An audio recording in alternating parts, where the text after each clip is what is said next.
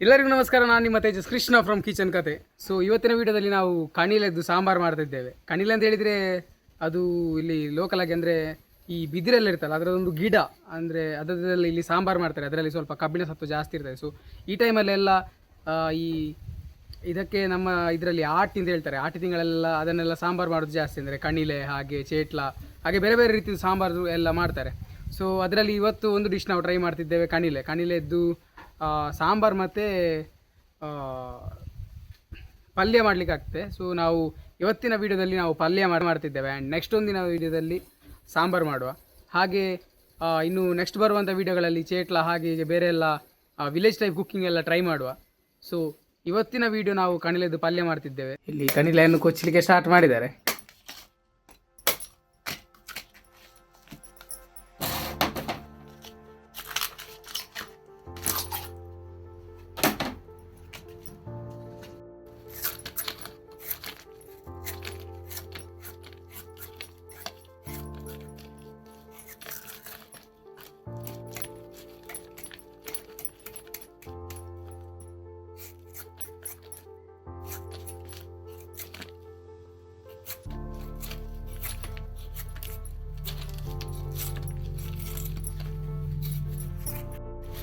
ಕಣಿಲೆಯಲ್ಲಿ ಕಬ್ಬಿನಾಂಶ ತುಂಬ ಜಾಸ್ತಿ.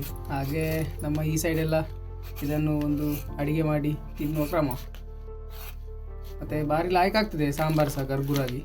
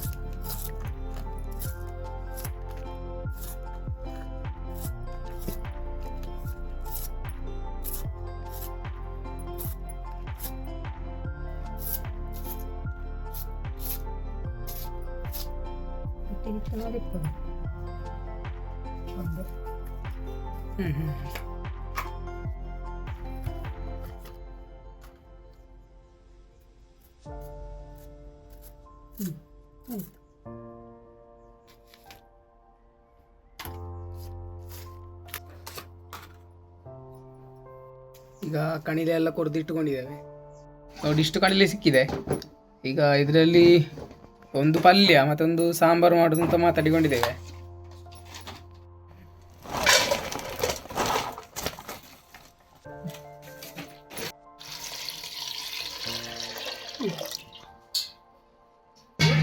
ಈಗ ಇದನ್ನು ನೀರಲ್ಲಿ ಹಾಕಿಟ್ಟಿದೆ. ಇದು ಇನ್ನೊಂದು 3-4 ದಿನಗಳ ತನಕ ಬರ್ತದಂತೆ.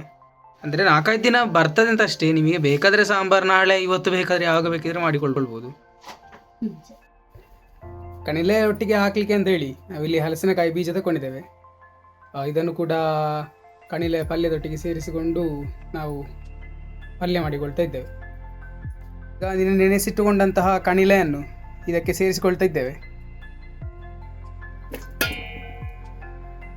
ತುಂಡು ಮಾಡಿ ಇಟ್ಟುಕೊಂಡಂತಹ ನೀರುಳ್ಳಿ ಮತ್ತು ಟೊಮೆಟೊವನ್ನು ಸೇರಿಸಿಕೊಳ್ತಾ ಇದ್ದೇವೆ. ರುಚಿಗೆ ತಕ್ಕಷ್ಟು ಉಪ್ಪನ್ನು ಸೇರಿಸಿಕೊಳ್ತಾ ಇದ್ದೇವೆ. 2 ಬೌಲ್ನಷ್ಟು ನೀರನ್ನು ತೆಗೆದುಕೊಳ್ತಾ ಇದ್ದೇವೆ. ಈಗ ಇದನ್ನು ಒಳಗೆ ಇಡ್ತಾ ಇದ್ದೇವೆ. ಇನ್ನು ಇದು ಕೂದಿದ್ದು ಉಂಟಲ್ಲ, ಸಾಧಾರಣ ಇದರಲ್ಲೇ ನೀರೆಲ್ಲ ಡ್ರೈ ಆಗಬೇಕು.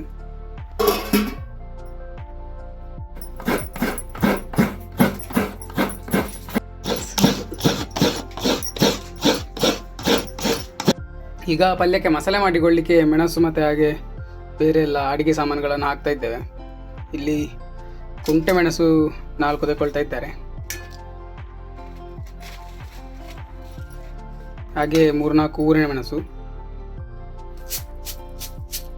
ಹಾಗೆ ಸ್ವಲ್ಪ ಕೊತ್ತಂಬರಿ, ಮೆಂತೆ ಸ್ವಲ್ಪ, ಹಾಗೆ ಸ್ವಲ್ಪ ಜೀರಿಗೆಯನ್ನು ತಗೊಳ್ತಾ ಇದ್ದಾರೆ, ಅರಿಶಿಣ, ಹಾಗೆ ಸ್ವಲ್ಪ ಬೆಳ್ಳುಳ್ಳಿ ತಗೊಳ್ತಾ ಇದ್ದಾರೆ,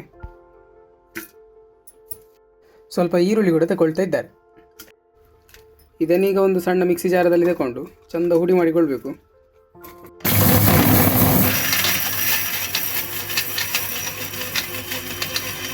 ಸ್ವಲ್ಪ ನೀರನ್ನು ಸೇರಿಸಿಕೊಳ್ತಾ ಇದ್ದಾರೆ. ಇನ್ನು ಇದು ತಿಕ್ ಪೇಸ್ಟ್ ಆಗಬೇಕು.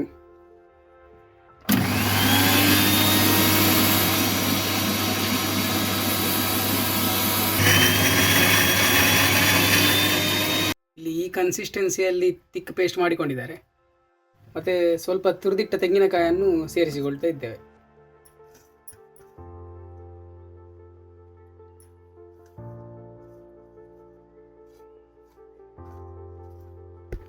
ಇದನ್ನೊಮ್ಮೆ ಮಿಕ್ಸಿಯಲ್ಲಿ ಹುಡಿ ಮಾಡಿಕೊಂಡ್ರೆ ಆಯಿತು.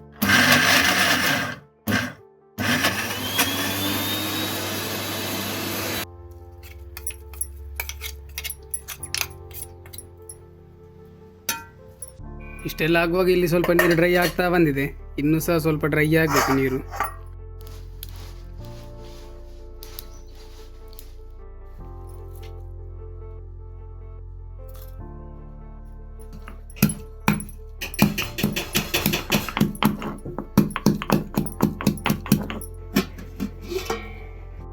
ಈಗ ಸಾಧಾರಣ ನೀರೆಲ್ಲ ಆವಿಯಾಗಿದೆ. ಇನ್ನು ನಾವು ಮಾಡಿರುವಂಥ ಮಸಾಲೆಯನ್ನು ಹಾಕಿಕೊಳ್ಳಿಕ್ಕೆ ಅಷ್ಟೇ ಬಾಕಿ.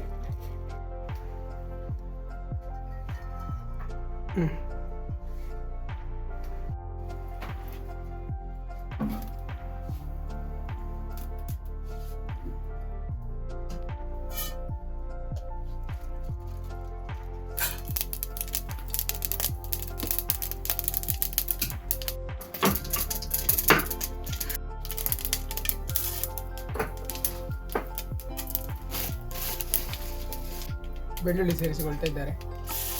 ಹಾಗೆ ಇನ್ನು ಕರಿಬೇವು ಸೊಪ್ಪು ಸೇರಿಸಿಕೊಂಡ್ರೆ ಆಯಿತು.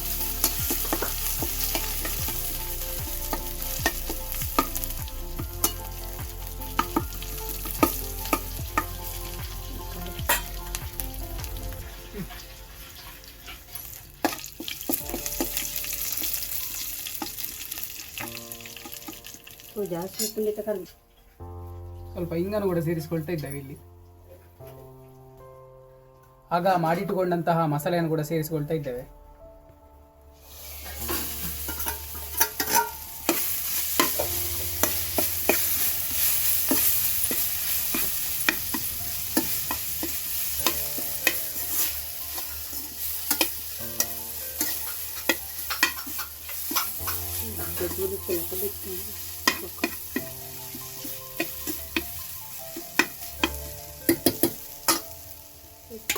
ಇನ್ನು ಆಗ ಬೇಯಿಸಿಟ್ಟುಕೊಂಡಂತಹ ಕಣಿಲೆ ಮತ್ತು ಹಲಸಿನ ಬೀಜ ಇದನ್ನು ಬೇಯಿಸಿಟ್ಟುಕೊಂಡದನ್ನು ಸೇರಿಸಿಕೊಳ್ತಾ ಇದ್ದೇವೆ.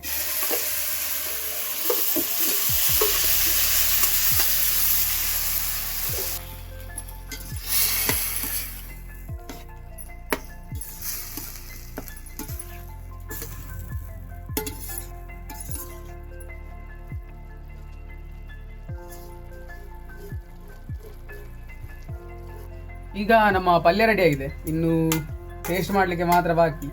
ನೋಡುವ ಹೇಗೆ ಆಗಿದೆ ಅಂತ ಹೇಳಿ. ಇದನ್ನು ಬೆಂಕಿಯಿಂದ ಕೆಳಗೆ ಆರಿಸಿಕೊಂಡ್ರೆ ಆಯ್ತು.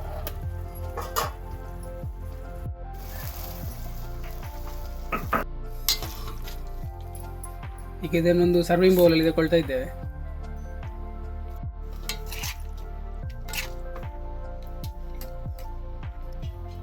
ಈಗ ನಮ್ಮ ಕಣಿಲೆ ಪಲ್ಯ ರೆಡಿ ಆಗಿದೆ. ಇನ್ನು ಹೇಗೆ ಉಂಟು ಅಂತ ಟೇಸ್ಟ್ ಮಾಡಲಿಕ್ಕೆ ಬಾಕಿ. ಸೊ ಈಗ ನಮ್ಮ ಕಣಿಲೆ ಪಲ್ಯ ಫುಲ್ ರೆಡಿಯಾಗಿದೆ. ಆ್ಯಂಡ್ ಈಗ ನಾನು ಗಂಜಿ ಮತ್ತು ಕಣಿಲೆ ಪಲ್ಯದೊಟ್ಟಿಗೆ ಈಗ ಟೇಸ್ಟ್ ನೋಡಲಿಕ್ಕೆ ರೆಡಿಯಾಗಿದ್ದೇನೆ. ಆ್ಯಂಡ್ ಗಂಜಿಗೆ ಉಪ್ಪು ಅಂತ ಈಗ ಸದ್ಯಕ್ಕೆ ಸೇರಿಸಲಿಲ್ಲ, ಗೊತ್ತಿಲ್ಲ. ಉಪ್ಪು ಕಮ್ಮಿ ಚಪ್ಪೆ ಅಂತ ಆದರೆ ಗಂಜಿಗೆ ಮತ್ತೆ ಉಪ್ಪು ಸೇರಿಸಿಕೊಂಡ್ರೆ ಆಯಿತು. ಹಾಕಿದ್ದು ಊಟ. ಹಾಗೆ ಸ್ವಲ್ಪ ಕಣಿಲೆ ಪಲ್ಯ ತಗೊಳ್ಳುವ.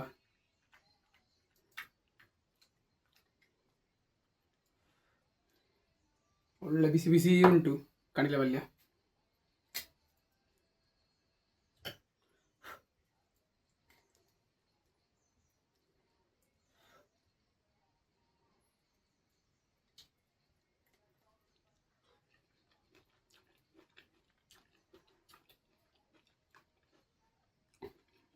ಸೂಪರ್ ಆಗಿದೆ. ಒಳ್ಳೆ ಕ್ರಂಚಿ ಉಂಟು ಕಣಿಲೆ ಸಹ, ಅಂದರೆ ಕರ್ಕುರು ಕರ್ಕುರು ಇರ್ತದೆ.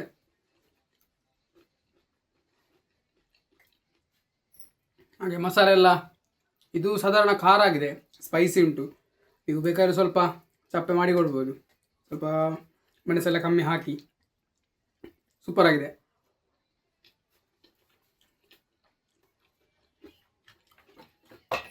ಗಂಜೊಟ್ಟಿಗೆ ತಿನ್ನುವಾಗ ಸ್ವಲ್ಪ ಉಪ್ಪು ಚಪ್ಪೆ ಅಂತ ಆಗ್ತದೆ, ಈಗ ಸ್ವಲ್ಪ ಉಪ್ಪು ಸೇರಿಸಿಕೊಳ್ಳುವ.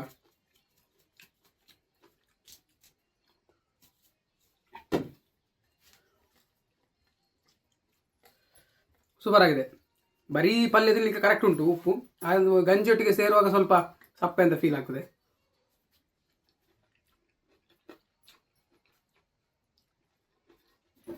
ಸೂಪರ್ ಆಗಿದೆ, ಟ್ರೈ ಮಾಡಿ ಮನೆಯಲ್ಲಿ ಕೂಡ ಕಣಿಲೆ ಪಲ್ಯ. ಆ್ಯಂಡ್ ಇನ್ನೊಂದು ಡಿಶ್ ಜೊತೆ ಸಿಗುವ ಅಂತ ಹೇಳ್ತಾ signing off. This is Krishna.